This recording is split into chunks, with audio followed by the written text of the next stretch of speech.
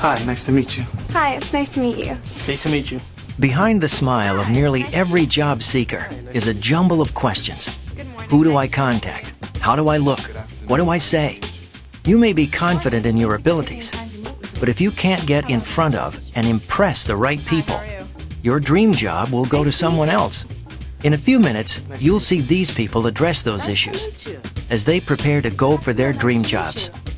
Along the way, you'll pick up a few ideas you can use the next time you're looking to make a good impression.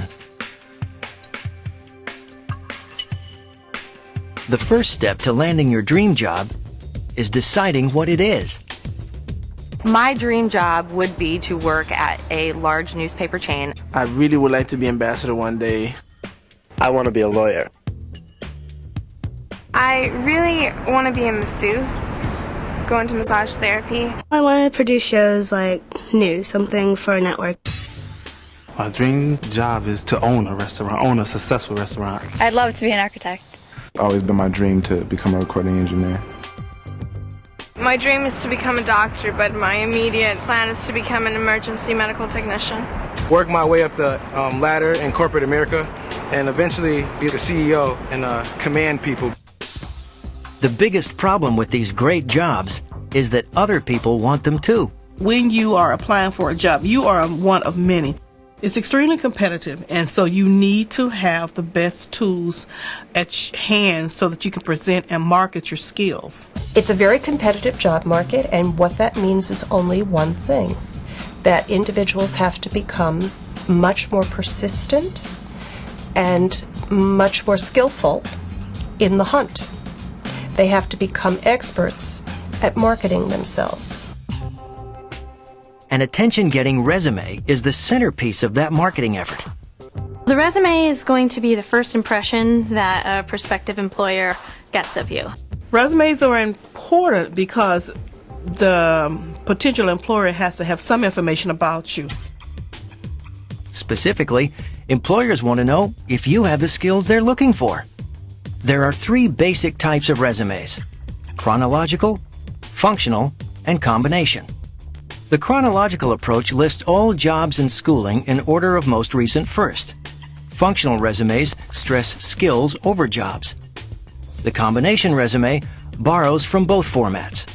Regardless of which type you choose, highlight essential information so that education, employers, job titles, and dates of employment can be read in a single glance. A great resume grabs the reader's attention and shows how your skills can meet the employer's needs.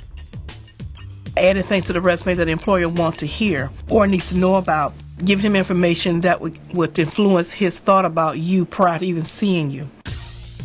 Use as many examples as possible to demonstrate your ability to do a particular function or responsibility. Community service is just as important of a section heading as work experience in some cases, because a lot of students, young students who don't have a lot of paid employment experience, have tons of volunteer experience. It's important to point out that you play sports, because if you could play a sport and maintain high grades, then that shows that you can manage your time pretty well. But even the best resume won't be able to get you an interview without a compelling cover letter that sells your skills. The cover letter needs to be developed to tell the reader right off why you're applying for the job, how you think that you qualify for the job, and ask them for an opportunity to come in for an interview. Be as concise as possible with the information that you're giving and try to have it relate directly to your resume so that you can say, my resume demonstrates that I'm well qualified for this position because, and maybe even have a list of those kinds of things in a bullet format. A resume and cover letter should attract attention and get you noticed for the right reasons. Typos, grammatical errors, and any type of mistake can really affect whether or not a resume is given a second glance. Those things stand out. They almost stand up like a red flag waving that is something wrong. If you're not careful enough to submit a resume of utmost quality, then I think that gives some kind of indication of your carelessness on the job or whether or not you would be detail-oriented. Many people rely on computer software to correct spelling or grammatical mistakes, but that's not always reliable. There are lots of words that sound alike. They mean different things, like CNC and 2 and 2. So don't count on the spell check. When you write something, you're not always able to catch your own errors, so it's best to have somebody else read it. We try to encourage having as many objective people in your life, your family members, your friends, people in the career centers at your colleges, or any other professionals that you can get your hands on. Take a look at your resume so that you can have as many set of eyes look, so you can guarantee that you don't have any typos.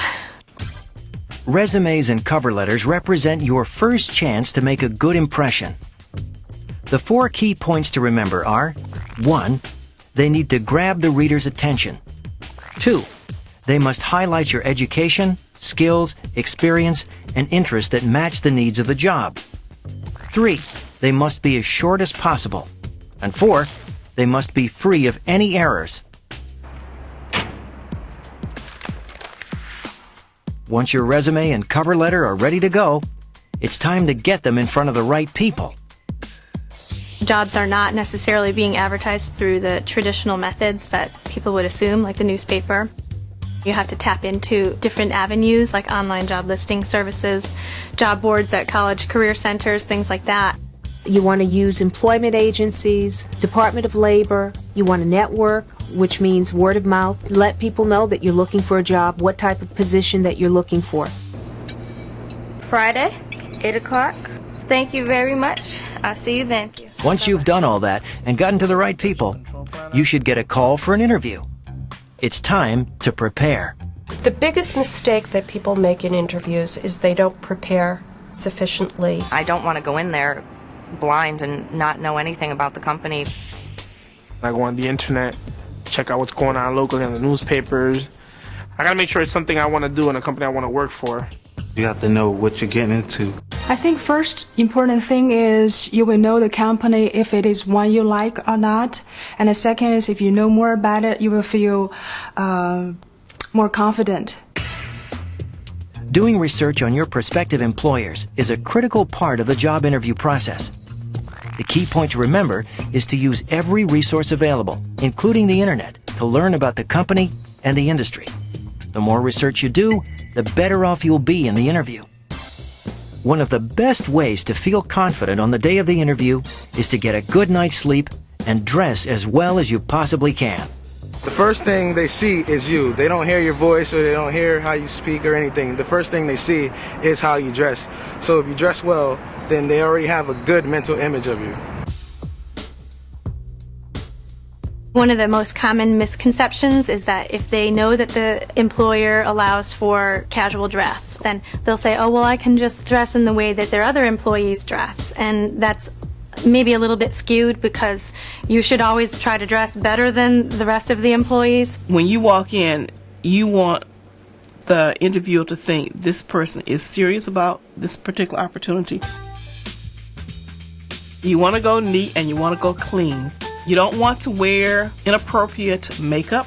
You don't want to wear inappropriate jewelry. You don't want to wear inappropriate perfume or cologne because it may be offensive to someone. Attire tells about a person, and if you go in there looking razzy, they're like, where does this person think they're going? So you dress appropriately because that's a part of the initial impression they get. It's an old cliche, but first impressions are everything. The most important things to remember about making a good first impression are: 1. Choose the right clothes for the interview. 2. Make sure they are neat and clean. 3.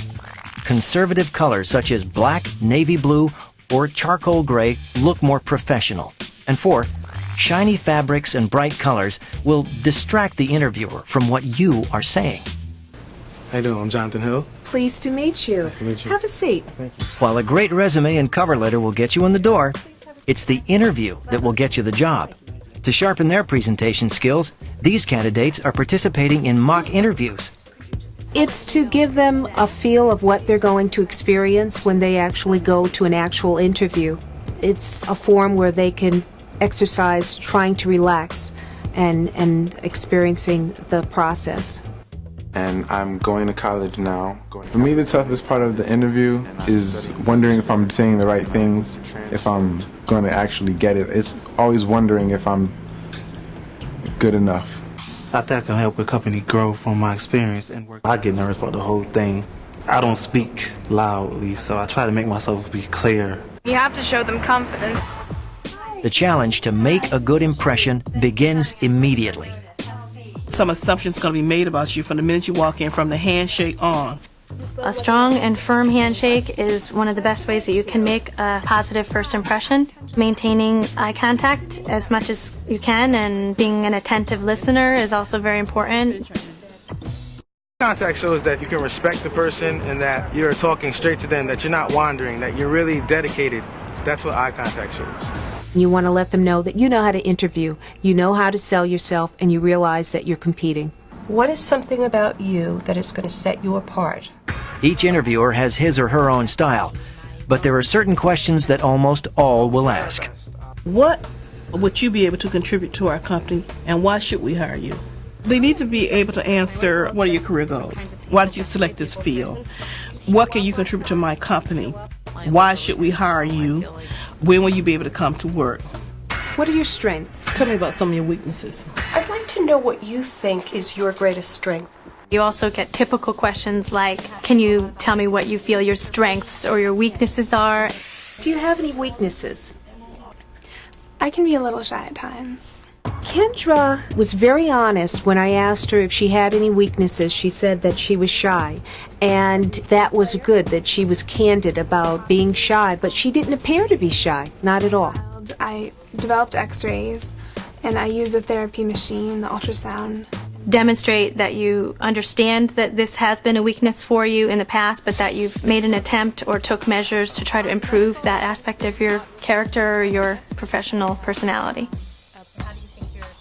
The questions you're most likely to be asked in a job interview are, describe your ideal job or boss.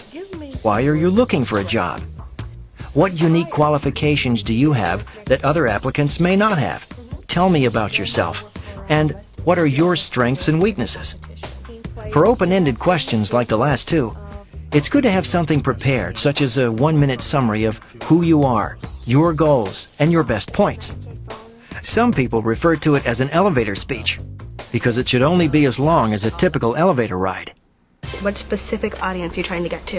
Is there a training program? What are your duties for that? Job seekers should also be prepared to ask some questions. Asking questions tells them that you want to know more. If you weren't that interested in the job, you wouldn't ask questions. You can ask things about what issues or concerns the employer or the company is facing at this time, what their projections are for the next 10 years. What is going to be the most challenging thing about this position? Ask questions that have to do with the institution and that should demonstrate to the interviewer that they have interest in the institution, interest in the job, interest in understanding what the challenges are in this position and how they might fit. Besides inspiring women to reach their fullest goal, what is the other mission that this new magazine hopes to accomplish? I let them know that I did research, and sometimes before they can ask me about different things about the company, I'll put it in the phrase of a statement and let them know that I've taken time to research about their company. That's a very good question. It impresses the interviewer if you can throw out some facts about the corporation. It lets them know that you really want the job, you put forth additional effort. It's important to ask questions about the company because you don't know what you're going into as an employee. You want to know what your responsibilities will be and what your employer is looking for. You are also interviewing the person who's interviewing you.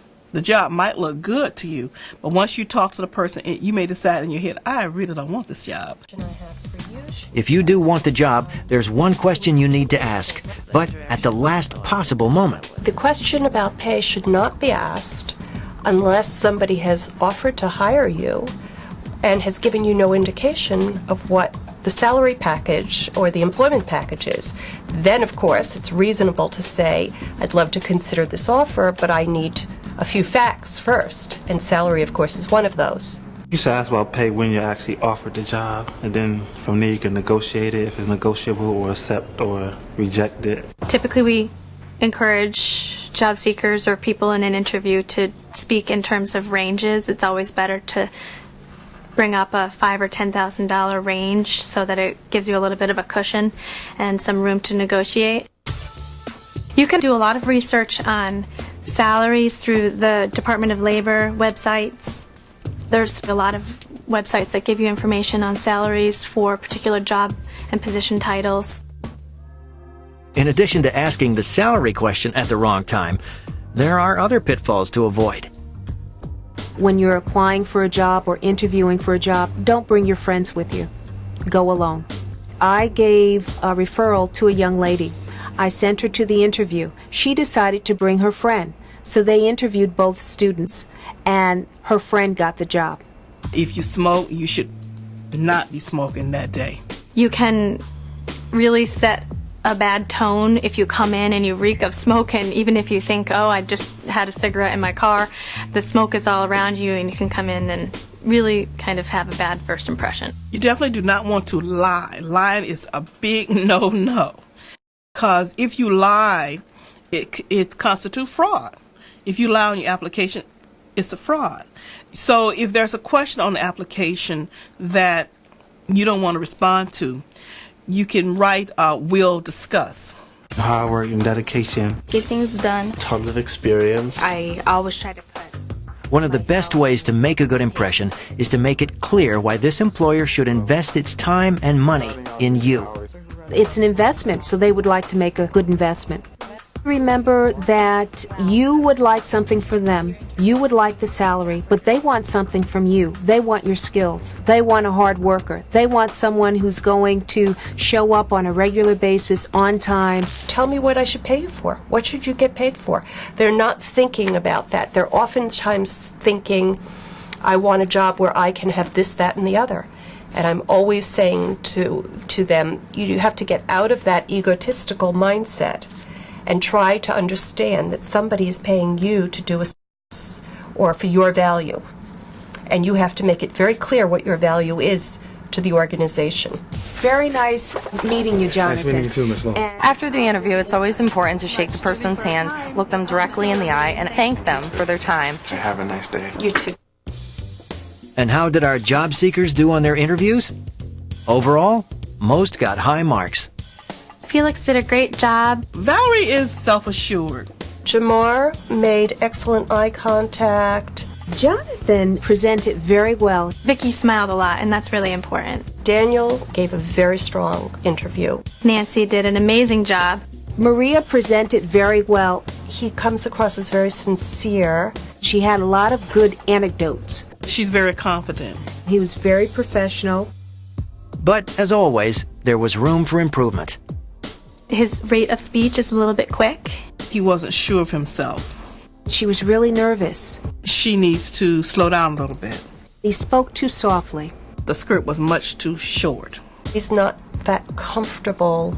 He definitely was not appropriately dressed. I would want to see him have much more opportunity to practice. The major points to remember about interviews are: 1. The best way to prepare for a job interview is to practice with mock interviews. 2. Allow plenty of time so you can arrive a few minutes early. 3. Demonstrate right from the start that you are the right person for the job by introducing yourself with a friendly greeting and a firm handshake. 4.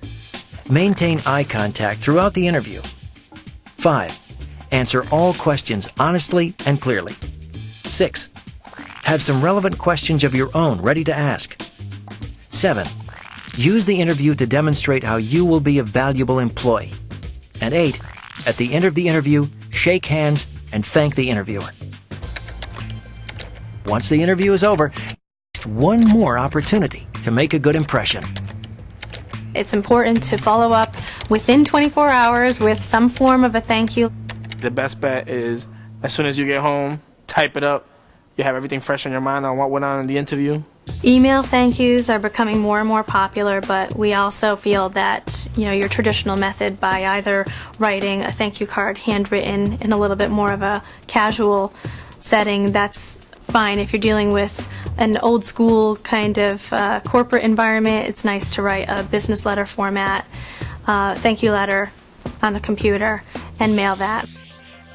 And then you should do follow-up, because every contact that you make with them lets them know that you're still interested. By and large, the people that follow up will get hired a lot faster. The people who get hired also write attention-grabbing resumes and cover letters. They use every available resource and connection to look for jobs and create opportunities. They take the time to find out everything they can about potential employers. Successful job seekers also know how to dress for success. They practice their interviewing skills because they know you can never be too prepared for an interview. They know what to say, what to ask, and what to do when the interview is over. They realize it's all part of the job of getting a job. They know the job doesn't always go to the most qualified. It goes to the person who makes the best impression. Nice to meet you.